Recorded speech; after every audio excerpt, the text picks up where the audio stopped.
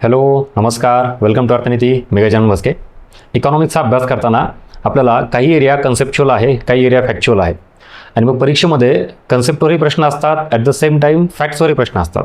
आणि मग इकॉनॉमिक्सचा अभ्यास करताना समजून घेणे, अंडरस्टँड करणे यालाही महत्त्व आहे. आणि त्याचसोबत काय, फॅक्च्युअल डेटा पाठ करणे. मग पाठांतर करणे आणि समजून घेणे या दोघांमध्येही इकॉनॉमिक्स म्हणलं तर फक्त समजून घेतलं पाहिजे का, फक्त कन्सेप्च्युअल अंडरस्टँडिंगलाच महत्त्व आहे का, तर नाही. त्यासोबत फॅक्च्युअल डेटा पाठांतरही पाहिजे.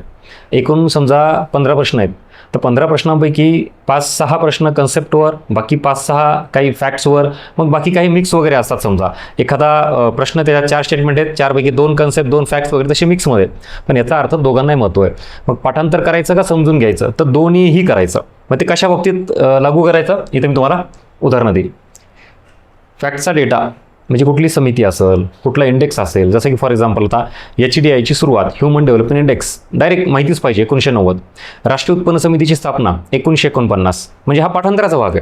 प्रश्न विचारला की सांगता आला पाहिजे. त्यात काय खूप विचार करणं, ॲप्लिकेशन करणं, इंटरलिंक करणं, काही ॲनालिटिकल क्वेश्चन्स आहे, नथिंग, काही नसतं. म्हणजे स्ट्रेट फॉरवर्ड 1 लाईनमध्ये प्रश्न आला की आपल्याला ते उत्तर देता आलं पाहिजे. बँकेची एखादी स्थापना विचारली तुम्हाला, कुठली, म्हणजे हा पाठांतराचा भाग आहे. ठीक आहे. फॅक्ट्सबाबत पाठांतर करायचं का, यस डेफिनेटली. ह्याच्यावर जेवढं जास्त काम करा तेवढं तुम्हाला लवकर उत्तर येईल आणि परफेक्ट उत्तर येईल. नेक्स्ट, आता इथं विद्यार्थ्यांची चूक कुठे होती बघा. म्हणजे हा व्हिडिओ घेण्यामागचं कारण काय, की नेमका फरक काय पाठांतर आणि समजून घेण्यामध्ये. इकडं ज्यावेळेला आपण कन्सेप्टकडे येतो तेव्हा एक साधं उदाहरण देतो. वेगवेगळ्या तूट आहेत आपल्याला. राजकोषीय तूट, त्याच्यानंतर प्राथमिक तूट आणि प्रभावी महसुली तूट. ठीक आहे. बघा आता विद्यार्थी म्हणून आपण परत जो पाठांतराचा भाग आहे तो केला, संपला विषय.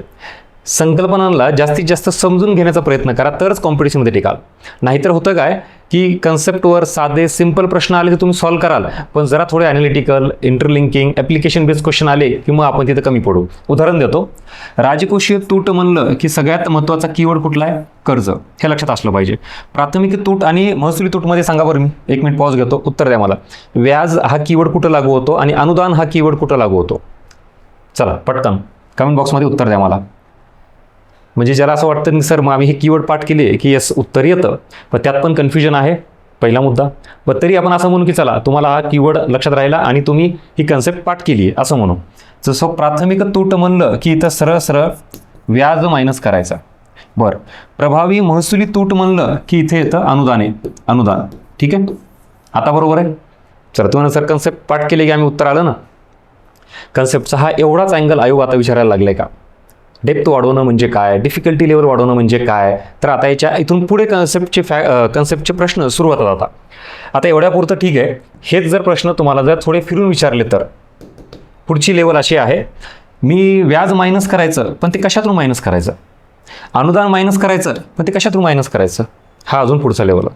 म्हणजे नुसते ज्याला असं वाटतं की सर ना मी हे कीवर्ड पाठ केले, मग कन्सेप्ट विचारली की मला उत्तर देता आले, तेवढ्यापुरता तो प्रश्न साधा झाला. आता आयोगाने डेप्थ वाढवली तर तुम्हाला आता राजकोषीय तुटीमधून व्याज मायनस करू की राजकोषीय तुटीमधून अनुदान मायनस करू. आणि जर मग फक्त हे व्याज राजकोषीय तुटीतून मायनस करायचं तर मग अनुदान कशातून मायनस करायचं, आला का प्रश्न आता. म्हणजे जे सगळं फक्त पाठांतर चाललंय, तर त्या पाठांतरामध्ये पण अजून पुढची लेवल तुम्हाला व्यवस्थित असणं अपेक्षित आहे. ह्याच्याही पलीकडे बियॉन्ड दॅट ज्या वेळेला आता आपण बघा FRBM ॲक्टकडे जातो.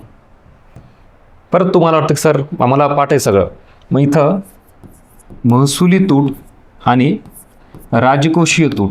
आता ही किती करायला सांगितली, पाठ असेल तुम्हाला 3%. ही किती करायला सांगितली, 0%. पण आता विषय असा आहे बघा, आता ह्याच्यात ही 0% का नाही, हा विचार तुम्ही केला पाहिजे. आणि ही 0 का, म्हणजे ही पूर्णताच महसुली तूट का 0 करायची, ह्याचा अर्थ नीट समजून घ्या. आता ज्याला आपण अंडरस्टँडिंग म्हणतो ना, म्हणजे मी तुम्हाला काय समजून सांगतोय की समजून घेणे म्हणजेच प्रॉपर त्या कन्सेप्टचं ॲप्लिकेशन जमलं पाहिजे, इंटरलिंकिंग जमलं पाहिजे, तर तुम्ही कॉम्पिटिशनमध्ये टिकाल. ज्यावेळेला आपण महसुली तूट हा फॉर्म्युला वापरतो, याचा अर्थ महसुली उत्पन्न आणि महसुली खर्च या दोघातील फरक काढत असतो. उदाहरणार्थ 100 रुपये महसूल उत्पन्न आहे आणि 120 रुपये महसुली खर्च आहे. तर ही जी 20 रुपयाची तूट आहे याला महसुली तूट म्हणायचं. म्हणजेच ज्या वेळेला महसुली तूट निर्माण होते तेव्हा महसुली खर्च जास्त असतो. आणि फॉर युअर काइंड इन्फॉर्मेशन, आपण ज्या वेळेला सरकारचा खर्च विचारात घेतो ना, सो महसुली खर्च चांगला असतो का भांडवली खर्च चांगला असतो? भांडवली खर्च. का? कारण तो इन्फ्रास्ट्रक्चरवर होत असतो. त्यामुळे आर्थिक विकासाला चालना मिळते, गुंतवणूक वाढते, औद्योगिकरण वाढतं, रोजगार निर्मिती वाढते. कुठल्या खर्चामुळे? भांडवली खर्चामुळे. पण इथं कुठला खर्च आहे? महसुली खर्च जास्त आहे. महसुली खर्च हा कुठलाही स्वरूपातील उत्पादक स्वरूपाचा नसतो किंवा महसुली खर्चामार्फत कुठलीही भौतिक स्वरूपात संपत्ती निर्माण होत नाही, पायाभूत सुविधा इन्फ्रास्ट्रक्चर निर्माण होत नाही. आणि म्हणून महसुली खर्च हा एकदमच तुमचा उत्पन्नाच्या बरोबर असला पाहिजे. म्हणजे ही जी तूट जेवढी जास्त, ह्याचा अर्थ तुम्ही उत्पादक खर्च करण्याच्या ऐवजी अनुत्पादक खर्च जास्त करताय. व्याजावरचा खर्च किंवा हे पेन्शन, वेतन, विचार करा ना, राईट? ह्याच्यातून काय संपत्ती निर्माण होते का? नाही. म्हणून हा खर्च जास्त नकोय. तर हा किती पाहिजे?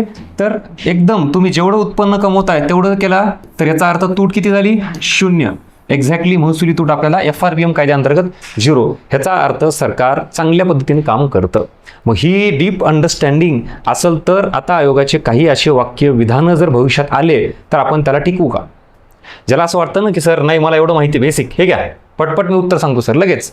किंवा FRBM ॲक्टबद्दल आहे सर, फॅक्ट पार्ट आहेत ना मला, हे का राजकोषी तूट म्हणलं की सांगा, लगेच सांगतो 3%. महसुली तूट किती पाहिजे FRBM ॲक्ट नंतर? 0, लगेच सांगतो. पण पुढं हे असं का? 0च का? बरं आता मला सांगा ह्याला 0 का नाही केलं? ह्याचं उत्तर जर देता आलं तर समजायचं तुम्ही कन्सेप्च्युअल क्लिअरिटी करून इकॉनॉमिक्स पूर्ण करताय.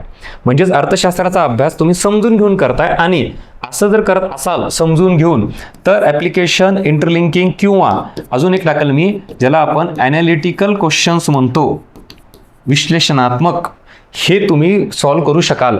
आणि अशाच 2 किंवा 3च प्रश्नाला लिटरली तुम्हाला सांगतो, जे हे क्वेश्चन टॅकल करेल तो पोस्ट घेऊन बाहेर पडेल. अशा प्रश्नांचं प्रमाण कमी असतं का? तर बिलकुल. माझं म्हणणं 2-3. मी ह्याला out of box, out of source प्रश्न म्हणत नाहीत, आपल्याच वाचनातले. याला म्हणायचं actually depth and difficulty level वाढवणे. आणि ही आयोगाने जर लेवल आता आणायला सुरुवात केली असेल तर आपण आपल्या अभ्यासाची लेवल वाढवायला पाहिजे ना. उगाच पाठांतर नको आहे. पाठांतर करा, कुठले फॅक्ट्स, भरपूर फॅक्ट आहेत तुम्हाला पाठ करायला, तिकडं करा. कन्सेप्ट म्हणलं की समजूनच घेतलं आलं पाहिजे. आता जसं मी ह्याचं सांगितलं तसं राजकोषीय तुटीबाबत का बरं ती 0 का नाही, 0 का नाही? त्याचं कारण असं आहे की राजकोषीय तूट म्हणलं की आता तुम्हाला त्याची अंडरस्टँडिंग, त्याचा बेसिक कन्सेप्ट माहिती पाहिजे. ह्याचा अर्थ असा येतो इथं एकूण सरकारचं उत्पन्न, एकूण हा शब्द महत्त्वाचा आहे, आणि एकूण सरकारचा खर्च. आता या खर्चामध्ये कुठला खर्च? महसुली खर्चही आला आणि भांडवली खर्चही आला. जर ही तूट तुम्ही 0 करताय याचा अर्थ भांडवली खर्च सुद्धा कमी करायला हे करताय तुम्ही. आणि मग भांडवली खर्च जर कमी केला, गुंतवणूक, इन्फ्रास्ट्रक्चर याच्यावर परिणाम होईल.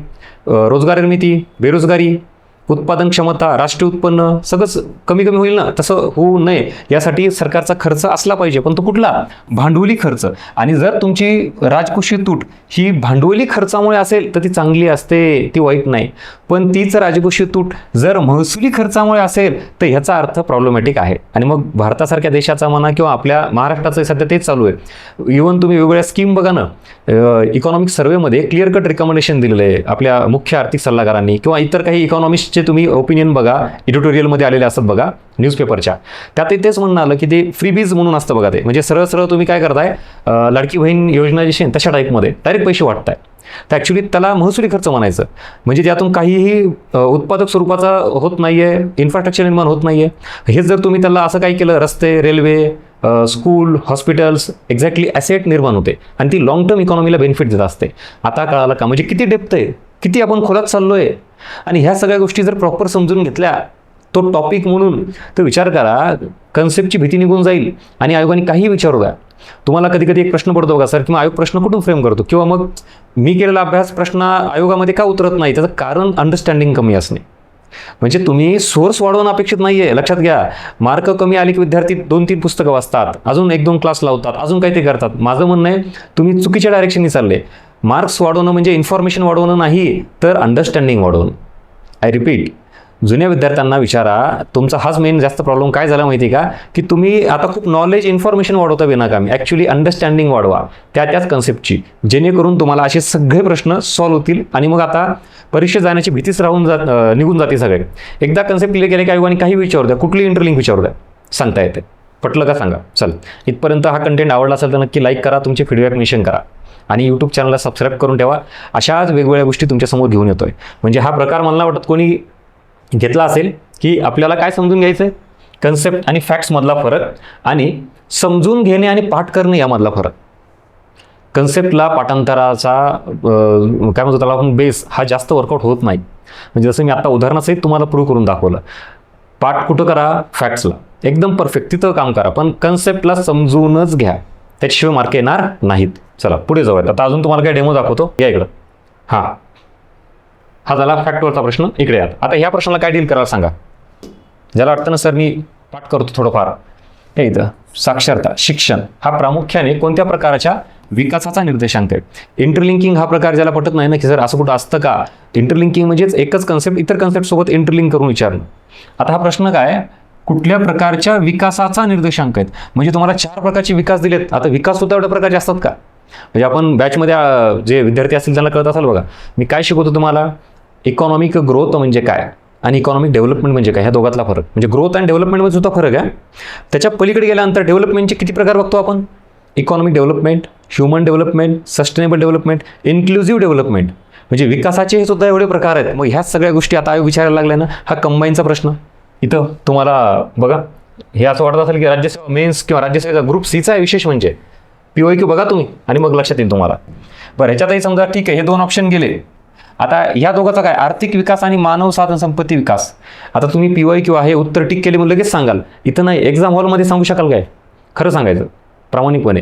एक्झाम हॉलमध्ये जर असे प्रश्न आले तर हा जास्त ओळखीचा वाटतो का नाही, आर्थिक विकास, तर मग आपण तिकडे जाण्याची शक्यता असते का नाही.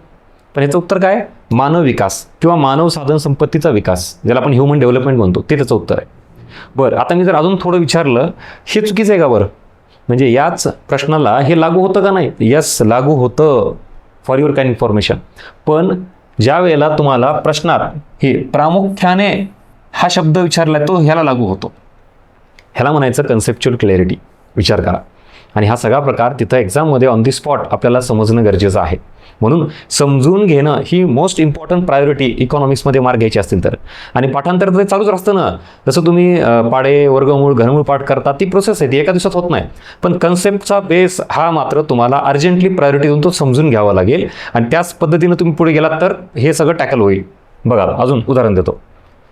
हा पण परत मानव विकास ह्याचा आहे. हा पण शाश्वत विकासाचा पाठांतराचा आहे. म्हणजे ॲज इट इज तुम्हाला MDG SDG पाठचं पाहिजे, इथं दुसरा पर्याय नाही. इथं बघा आता काय, हा किती म्हणजे प्रश्न कन्सेप्टच्या सोबत अंडरस्टँडिंग, ॲप्लिकेशन, इंटरलिंकिंग, साधा प्रश्न नाही. स्थूल राष्ट्रीय म्हणजे GNP पेक्षा NNP नेहमीच कमी असते, नेहमीच असतं का, हा मोठा प्रश्न आहे. आणि मग इथं परत खाली दुसरं वाक्य अजून, म्हणजे साधं उदाहरण देतो बघा. GDP NDP ह्या कन्सेप्ट आहेत, GNP आणि NNP. आता एकतर ह्या 4 कन्सेप्ट प्रॉपर माहिती पाहिजेत. नुसतं एवढं नाही तर आयोग कुठं चाललाय बघा. आता ह्याच्यातला डिफरन्स हे माहिती पाहिजे. ह्या दोघांमधला डिफरन्स, ह्या दोघांमधला डिफरन्स आणि ह्या दोघांमधला डिफरन्स. आणि त्याच्या पलीकडे जाऊन आता कुठली व्हॅल्यू कमी, कुठली व्हॅल्यू जास्त. म्हणजे मी जर असं म्हणलं GDP पेक्षा NDPची व्हॅल्यू नेहमीच कमी असते, स्टेटमेंट इज करेक्ट. GNPची व्हॅल्यू GNP पेक्षा NNPची व्हॅल्यू नेहमीच कमी असते, हे सुद्धा स्टेटमेंट करेक्ट आहे. म्हणजे हा नेहमीच मोठा असतो, हा नेहमीच छोटा असतो. हा नेहमीच मोठा, हा नेहमी छोटा, हे बरोबर आहे. आता मात्र GDP आणि GNP बद्दल सांगा बरं. म्हणजे जे आयोगाने विचारलं आहे ते आता सगळ्यांना सांगता येईल. पण माझा आता पुढचा प्रश्न आहे, नेक्स्ट आयोग काय करेल, आता ह्या दोघांची तुलना विचारल. GDP पेक्षा GNPची व्हॅल्यू नेहमीच मोठी असते किंवा नेहमीच छोटी असते, सांगा. मग कन्सेप्च्युअल क्लॅरिटीचा बेस इथं असला पाहिजे तर सांगू शकतो की नेहमीच मोठी असते का नाही. ॲक्च्युली तुम्हाला GDP काय, GNP काय कळायला पाहिजे. आणि हा प्रश्न बघा ना, परत हा काय राज्यसेवेचा प्रश्न नाही, कंबाईनचा आहे. बघा विचार करा. म्हणजे मी तुम्हाला आयोगाचा पॅटर्न, ज्याला आपण डिमांड ऑफ द एक्झाम म्हणतो, मी जास्तीत जास्त समोर आणण्याचा प्रयत्न करतोय. यावरून तुम्हाला काय घ्यायचं आहे तर आपली पुढची दिशा.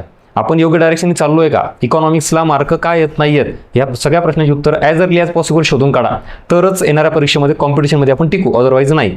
आणि ह्या सगळ्या गोष्टी म्हणजे तुम्हाला काहीतरी विचित्र भयानक प्रकार दाखवून भीती दाखवणे नाही, ह्याला वास्तव दाखवणे म्हणतात. बाकी तुम्ही ठरवा काय करायचं ते. दिस इज अ रियालिटी.